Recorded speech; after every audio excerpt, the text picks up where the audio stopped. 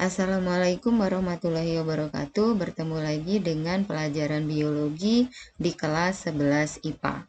Bagaimana kabar kalian? Semoga kalian selalu dalam keadaan sehat dan baik-baik saja. Nah, sebelum memulai pembelajaran, marilah kita berdoa menurut agama dan kepercayaannya masing-masing. Semoga Allah selalu melindungi kita dan memberikan kita kemudahan dalam beraktivitas, ya, terutama beraktivitas belajar. Ya, semoga kalian diberikan kemudahan dalam menyerap ilmu yang diberikan oleh para guru. Nah, pada pertemuan kali ini kita akan membahas materinya adalah sistem peredaran darah atau sistem sirkulasi. Pada pertemuan kali ini yang akan kita bahas adalah darah. Nah, kita ke sini dulu ya.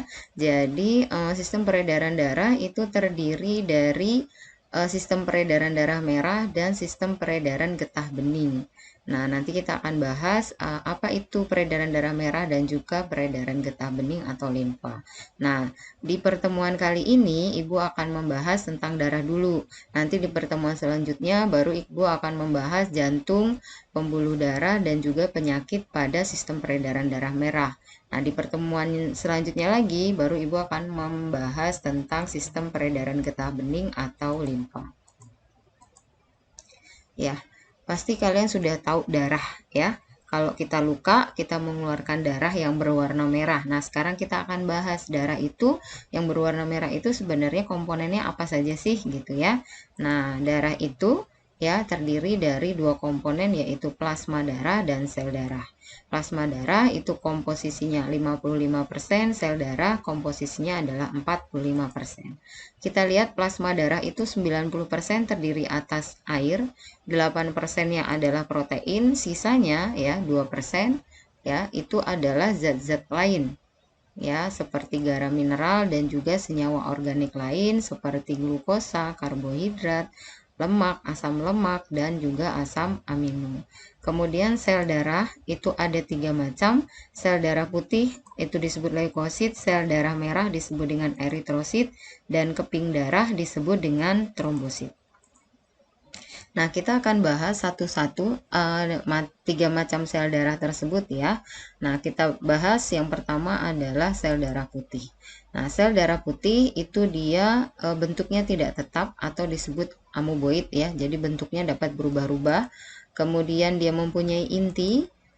Jumlah normalnya antara 6.000 sampai 10.000, jadi tidak boleh kurang juga tidak boleh lebih ya, karena itu akan menjadi penyakit kalau kurang ataupun lebih.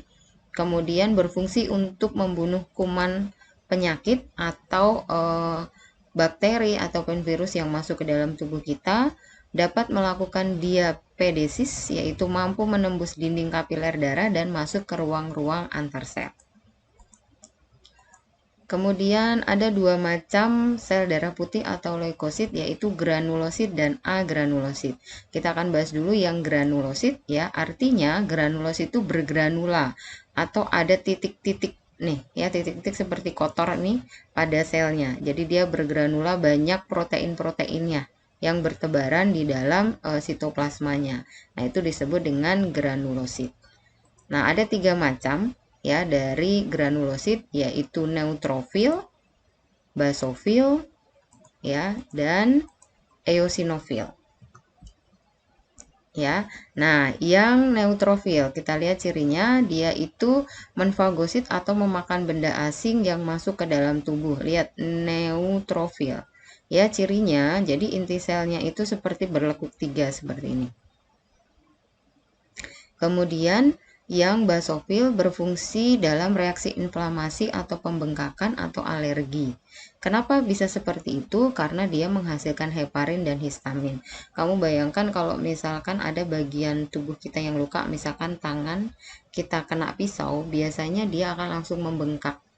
Ya, tergantung pembengkakannya itu besar atau kecil sebenarnya tergantung dari kerusakannya. Ya, semakin banyak kerusakannya, maka bengkaknya akan semakin besar. Nah, kenapa bisa bengkak seperti itu? Ya, di daerah yang luka, itu basofil akan menghasilkan heparin dan histamin. Apa fungsinya? Jadi, kalau heparin itu mencegah pembekuan darah. Kenapa harus ada mencegah pembekuan darah? Jadi, daerah yang luka tadi, ya, dia kan harus mendapatkan suplai sel-sel baru zat-zat makanan baru, ya. Dia harus membentuk sel-sel baru, ya. Yang rusak tadi kan harus digantikan selnya. Dia harus mendapatkan suplai makanan. Nah, suplai makanan itu adalah dari darah. Maka aliran darah akan menuju ke daerah yang luka dan membawa zat-zat yang diperlukan untuk pembentukan sel baru.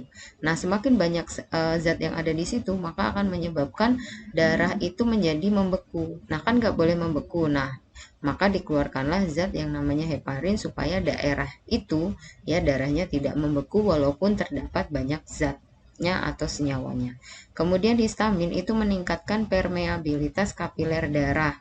Nah, kan ada darah membawa banyak zat, ya, atau senyawa ke daerah yang luka.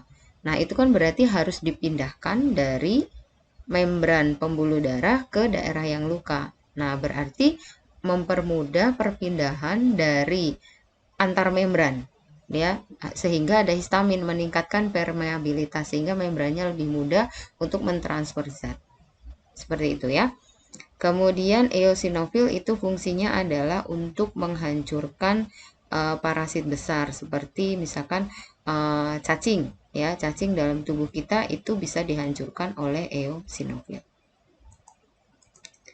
Kemudian yang agranulosit, ya, artinya selnya itu bersih, ya, tidak ada titik-titik atau granulanya. Nah, ada dua macam, yaitu monosit dan limfosit. Nah, monosit itu dia bersifat makrofag yang berfungsi untuk mempertahankan tubuh terhadap infeksi kronik seperti TBC dan tipus. Jadi kalau dia masih penyakitnya biasa-biasa saja, ya, itu biasanya akan ditangani oleh neutrofil. Tetapi kalau penyakitnya parah atau lama, nah biasanya di dalam sel kita akan banyak monosit, ya, supaya lebih mengefektifkan penyembuhan sebenarnya, ya. Kemudian limfosit itu menghasilkan zat antibodi yang berfungsi membunuh kuman penyakit. Jadi kalau limfosit ini jadi bekerjanya tidak langsung. Limfosit menghasilkan antibodi, antibodilah yang nanti dia akan menghancurkan kuman atau benda asing yang masuk ke dalam tubuh. Nah, perhatikan cirinya juga ada di inti selnya, ya. Kalau monosit itu inti selnya dia tidak bulat sempurna, ya, agak lonjong. Kalau limfosit dia inti selnya dia bulat sempurna. Kemudian sel darah merah, perhatikan bentuknya sel darah merah, ya.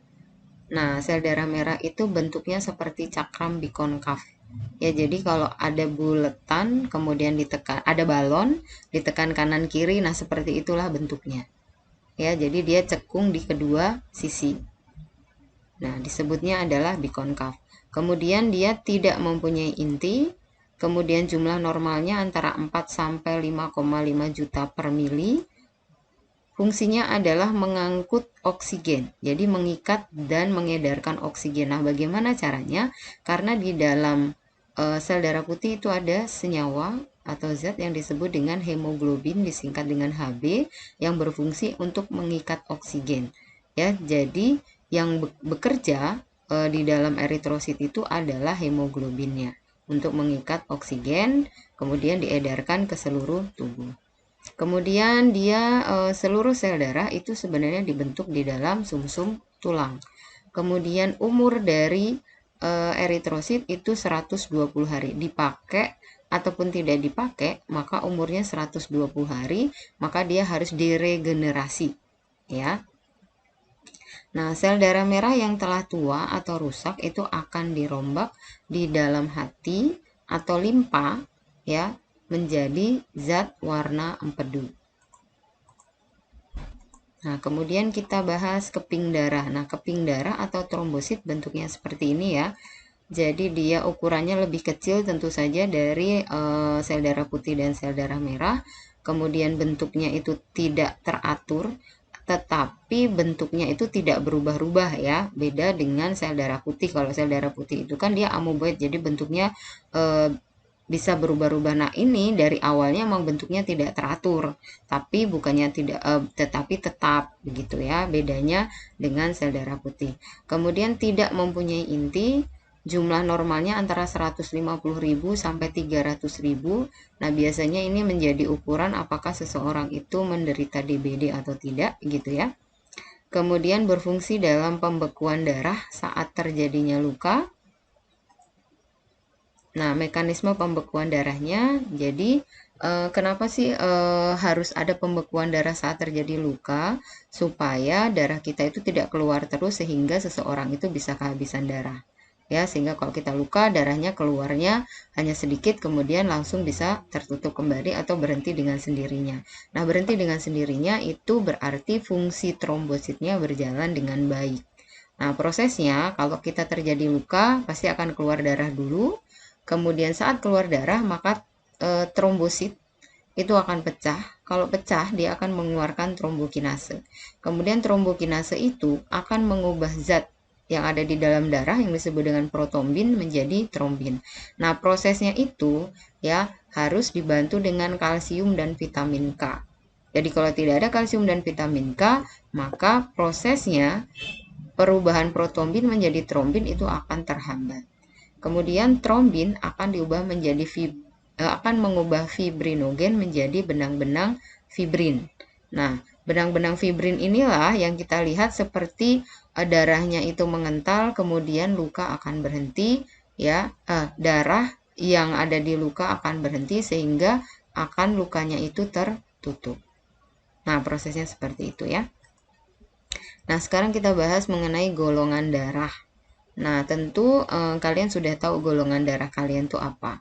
Nah, sebenarnya golongan darah itu ada 3 macam, yaitu golongan darah ABO, ya, yang kalian kenal ada golongan darah A, B, AB, dan O. Nah, kemudian yang satunya lagi itu adalah golongan darah resus. Biasanya kamu lebih mengenal O negatif atau positif, RH positif atau RH negatif. Kemudian yang ketiga itu adalah golongan darah MN. Nah, tetapi untuk pertemuan kali ini ya kita hanya akan membahas golongan darah ABO. Nah, golongan darah ABO ini didasarkan pada protein yang ada di dalam membran sel, yaitu membran sel darah merah atau eritrosit. Jadi jenisnya ada A dan B, jenis proteinnya. Kemudian didasarkan juga pada antibodi, disebut dengan aglutinin pada plasma darahnya. Tadi kita bahas bahwa antibodi itu dihasilkan oleh sel darah putih jenisnya limfosit. Nah, itu jenisnya adalah alfa dan beta. Ya, jadi kalau ditanya golongan darah ABO didasarkan pada apa? Nah, kamu bisa menjawabnya. Oke, sekarang kita bahas di sini.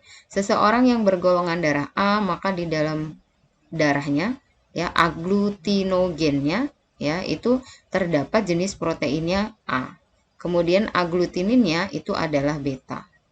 Kemudian golongan darah B, aglutinogennya atau jenis proteinnya adalah B. Kemudian aglutinin atau antibodinya adalah alfa. Yang golongan darah AB berarti dia punya jenis protein dua-duanya, aglutinogen A dan B, sementara aglutinin atau antibodinya alfa dan betanya dia tidak punya.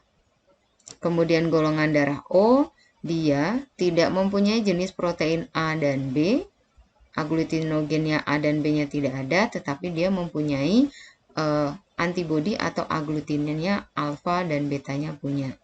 Kemudian timbul pertanyaan, Bu, kenapa ya kalau dia golongan darah A, ya aglutininnya enggak alfa juga? Begitu ya, kenapa harus berlawanan seperti ini? Nah, jawabannya adalah di sini. Ya, karena alfa itu merupakan musuhnya A.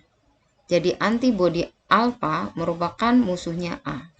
Ya, antibodi beta merupakan musuhnya B. Jadi dia nggak akan pernah berteman nih. Ya, bahasa gampangnya seperti itu. Ya, jadi alfa kalau ketemu A, beta kalau ketemu B, maka akan menyebabkan darah itu menggumpal atau terjadi aglutinasi.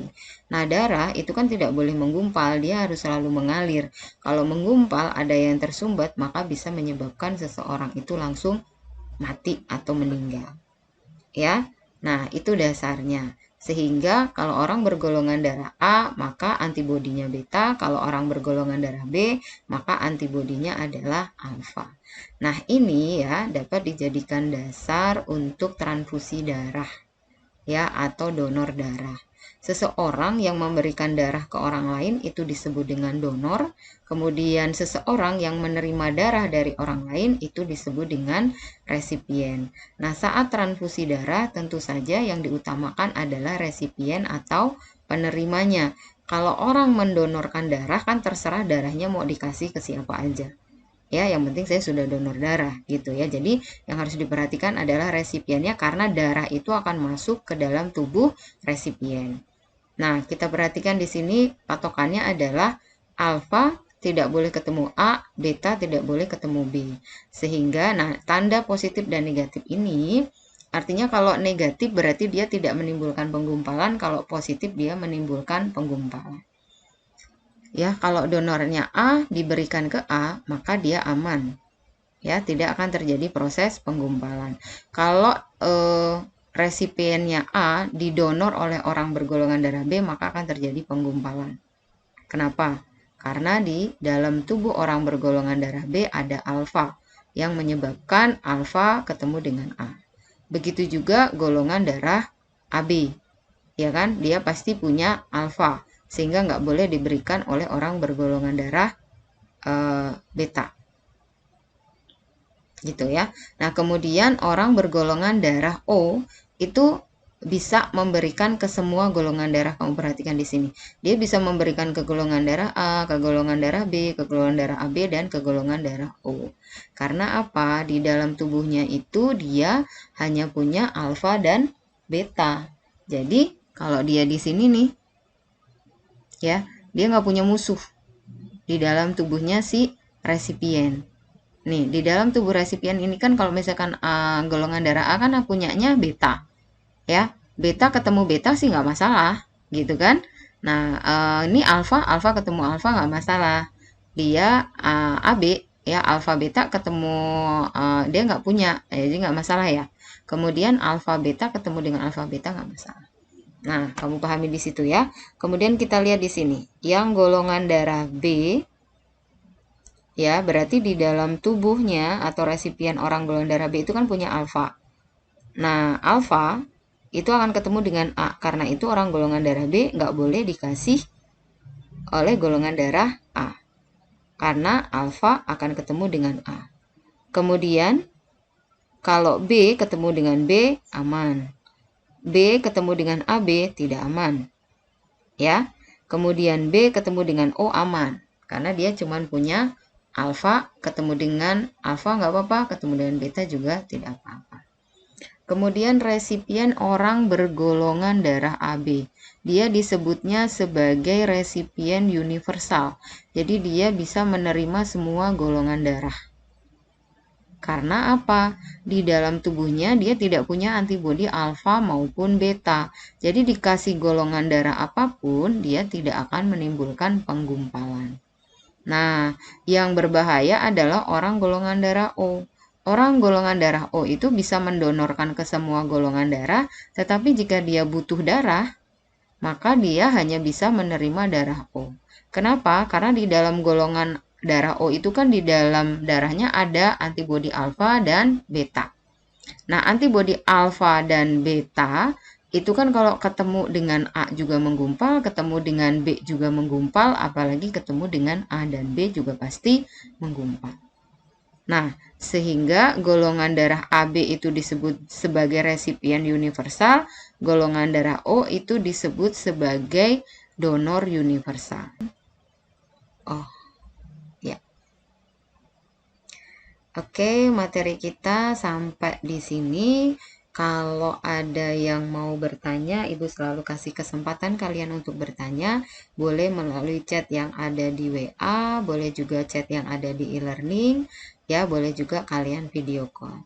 Nah, karena ini masih dalam masa pandemi, Ibu selalu mengingatkan, jaga diri dan orang di sekitarmu dengan mentaati protokol kesehatan 5M, yaitu memakai masker, ya, menjaga jarak, mencuci tangan dengan sabun, menjauhi kerumunan, dan meminimalisasi mobilitas atau bepergian. Jadi tetaplah di rumah kalau tidak ada keperluan yang sangat penting.